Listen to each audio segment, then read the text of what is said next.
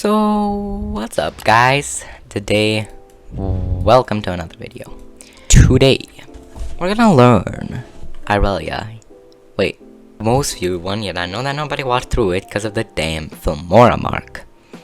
So, to save you from the pain, I'm gonna make a new one, an updated one, I guess you could say. It's not that much different, but it's just more watchable. First of all, we're gonna talk about her abilities. Her passive is called Ionian Fervor. Each time you deal damage to a minion or an enemy champion, you will gain a stack. This is one per champion, so you can get multiple from enemy champions, but you will only gain one stack from minion. It's even if you hit multiple. Now, each stack is going to give you bonus attack speed, scaling with your level. And at max stacks, you gain bonus damage on hit. This is also going to apply to your Q, by the way. Just FYI. Now to her prime jewel ability, Q Blade Surge. This ability is basically what makes irelia irelia and what gives her high skill expression. And probably the reason why you want to learn her is because you saw like very intense clips of her outplaying her opponent. This is a point and click dash to either an enemy or a minion. Or actually, this can be put on anything, really. Now, queuing to them is going to make you dash towards them, dealing physical damage, applying on-hit effects, and healing a little bit. The heal is going to scale with the level of your Q and also your AD, which means she scales actually way better than you might think. The only problem is her way of team fighting is just not ethical, I guess. Now, this is also with Blair Rune King and like lifesteal and whatever. But you heal actually quite a fair amount. This is what allows her to outplay your opponent. Also, if the opponent dies while you're dashing or from the dash, or if they're marked by your E, your dash will actually come back, which is very, very good. Her W is called Defiant Dance, and it's really like the ability that allows her to tower dive a lot. Way more than she should. Her ability is going to put her in a stance where you cannot attack or move at all. During this, you're going to get a physical damage reduction, which is actually really, really big, or a smaller one for magic damage. What this is best for is soaking up damage during a team fight or this. See how I took barely any damage at all? Combine this with something like Death Stance or any armor, magic resist, plated steel caps, you will be unkillable from any AD champions while you're holding it up. Her E, Flawless Duet, has two activations. The first one is going to put a blade down, and the second one is going to put down a blade down. I don't know. The blades fly towards each other, or at least that's I think what happens, and going to mark them, stun them, and well, deal magic damage. Now probably what you will get out of any tip, what you will get the most is your hidden E. Your hidden E is basically the hidden gem of all of good irelia players. This is when you know that you're not a dogshit irelia player. I'm gonna give you an example. This guy is CSing, and boom, oops, dodged it. Pretend that he's moving, and that's how he dodged it. But then I can QE, E, or QE, fuck. See if I could speak, this shouldn't happen. Q, E, Q, E, or Q, E, E, Q, E, Q, E, or Q, E, or Q, E, Q, E, or you can EQ. E. But like this is more from a bush thingy, and it's really not used as much as you would think, like this. Or you can E in your bush and then E. Boom. They're most likely not gonna expect it. But QE is what works most, and QE is what you're gonna use the most. Now we get to her ult, Vanguard's Edge. Vanguard's Edge is a very, very wide projectile. I mean, you can see really how wide it is. Like even here, it hits way farther than you might think. This indicator does not do justice, actually, I would say. Around here, and around here you can hit them. Around the edge, like, if they're marked, they're gonna be hit. Never mind. Flash R. R flash. There's a shit ton of things you can do with Irelia's R. First of all, there is the usual R flash. This was really easy with Irelia's long cast time. There's also the laggy R. See how they are still marked? Normally you cannot get that, but with the laggy R flash where you first let the projectile go is very possible. But it's very, very hard, beware. Yeah, like that. But you never use this, almost ever. Unless you're like literally 100% certain that, you know, you're gonna hit it. It just gives you more burst damage. Now for the start, unless you know that you're just not gonna survive and you have second wind on, you're most likely going to go Doran's Blade. Doran's Shield is only against very high acid where you know that you just need the sustain. For boots, you can have plated steel caps, boots of swiftness, or Merc's treads. If you're going full tempo, Preserver Screeds is recommended, but I don't know. It's really only best if you have Feats of Strength because, well, the stats that you gain from Gunmetal Greaves is just insane. While these two don't really do much. Full build. You typically want to rush Vampiric Scepter as though it's just gonna allow you to out-sustain anybody, especially if you have Conquer. A ton of times you're just gonna find yourself slowly out-attacking the enemy to death while you're gliding between like 100 and like 2 health. It's very satisfying when you do kill them though, but most likely Minion's gonna finish you off or something. But still it's an eco boost. Blade Ruin King, because of her passive and her Q, is really gonna be OP.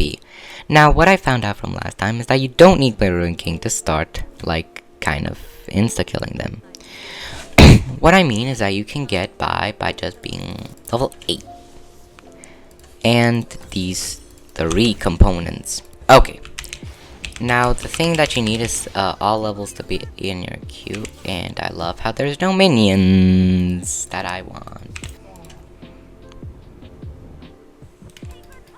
Do they just ignore me out of nowhere? How fucking rude. As long as you have 4 stacks, you can actually insta-kill them. Although Blade Ruin King and level 9 is going to be what guarantees you that you can actually, well, insta-kill them. Generally, if you're new at Irelia, you're most likely not going to be sure when you should queue a full health caster minion. So, figure it out. For your build, you always rush Blade Ruin King. I already talked about the boots, but here is where you have some options. Hullbreaker, Wits End, and Kraken Slayer. Those are going to be your second options.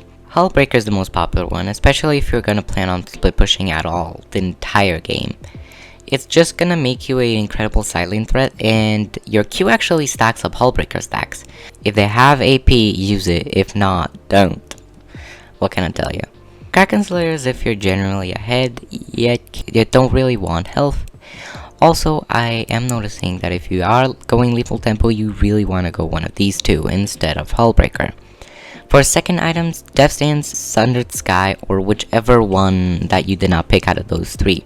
Death Stance, especially against a lot of AD champions, will make you indestructible while you're holding your W up. Also, it's gonna make tower dives generally like have 0 risks.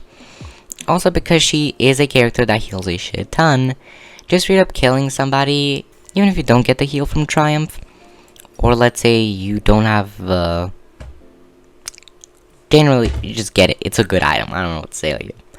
Sundered Sky is good in combinations with Death Stance because of what I just mentioned. You heal the damage that you're barely gonna die with. Also, if you're insanely ahead and the enemies has a lot of squishies and low CC, you have to make sure that they're low CC comp because then, well, it's actually gonna work. Like, I'm talking about like 5 ADCs for some reason, minus a Jinx, because Jinx are... As 4th items and beyond goes, Guardian Angel, Trinity Force, Terminus.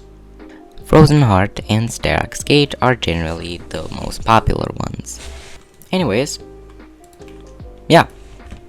For combos, I've already talked about your all-in combo in the late game, or generally after level 6, I don't know why I say late game. Now, I've talked about your ways to hide your E, but I didn't talk about other ways you can use your flash. Now, of course, you can just create a buffer in your E to just have like better range. Now, for one of my favorite things to do. W flash. Generally do this while in the middle of the wave and the enemy is somewhere around here. They most likely think you're either gonna W the minion wave or you just accidentally clicked it and think that they're maybe gonna flash into it somehow. It catches a lot of people off guard. I generally spam flash after let going of W, but it doesn't work out always. I don't know why, but it works more consistently if you wait a little bit and then press flash. I think you need to time it good. But you can maybe, even if you're like in tower range, you can go away like, and then maybe buffer it. And I'm dead. Now, if you want to practice best way to minion glide, all I can teach you is that you should definitely learn how to auto Q. You just want your Q and out attack to basically be in sync with each other, I guess. Not exactly, of course, because that's impossible. But generally it'll be like very quick. Like this. Well, like that. You don't even want to see the out attack. Also here with the enemy dummies, actually set up like places where you can minion glide.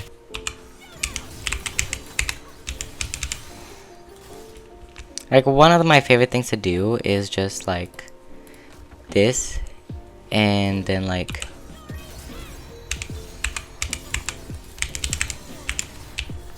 you know.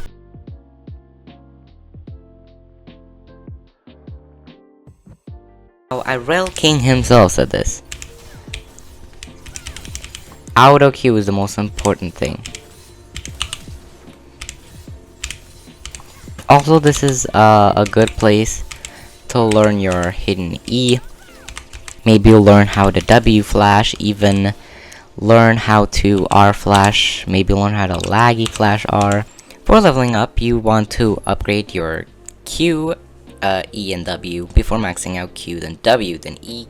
Anyways, for runes, you have a ton of options. Your first always wants to be precision, though there is no debate. Press the attack, lethal tempo, and conquer are the picks. Conquer is generally your all-rounder and you use it about 95% of all of your matches. It's the best in prolonged fights and especially allows you to outplay your opponent, as though this one is the only one that actually messes with your Q and other abilities. With your max all-in combo, you can hit max conquer stacks insanely quick. Lethal tempo is the best against tanks, where you can actually reach max lethal tempo stacks, and against Rumble. I don't know why, but it just works very good against Rumble players and Rumbles in general. Kled could also maybe fall into that category, although I'm not really sure. Press the attack is against very squishy champions that you just cannot stick on whatsoever. Vex, Ari maybe even. As soon as you get next to them, they're gonna get out, so you want to get as much damage in between because you cannot reach max stacks on any of both of these. Generally, Conquer is your safe pick. Okay, now we get to the small runes. Mana Sustain if you have a problem with that, or if you need that in like Cassiopeia matchup or something, you should probably get that. Any damage over time champions, or like Mordekaiser or something, you want Triumph, because you want to live even in the closest of death moments. Last Stand is probably always going to be your option. I don't really see why you would want any other. Now, here you have three options. Burst. This is mostly used if you have pressed the attack. If not, you probably should not go sudden impact. And then treasure hunter to get your Blade Ruin King faster. But it generally isn't recommended from me or from anybody. Now if you go resolve, there is 4 runes that are like used. There is second wind and bone plating, and then there's overgrowth and unflinching. Against somebody like Set or Mordekaiser, or anybody that has CC, or somebody like Ashe, maybe, if you're going against an Ashe top or Ashe mid, you really want unflinching. Especially if they have like slows that are like very, like, that happen a ton of times. Even some champions like Garen with his Q, it's very good all around, and overgrowth is just if you cannot get anything out of unflinching. Now, inspiration is the most popular one ever since Irelia King made it the most popular one with biscuits and jack of all trades. If Irelia either builds Merc Treads or Wits End, you are 100% getting 10 out of 10 stacks, which is just going to make you scale better. Biscuit Delivery just gives you very, very, very good sustain, and it's good. And that's gonna be it for this guide. I hope I went through everything. If I did forget anything, I will definitely make sure to put in the comments below, and I'm gonna, detail it a little more. Anyways, I had fun making this video again, and I hope that this time there's no weird watermark out of nowhere.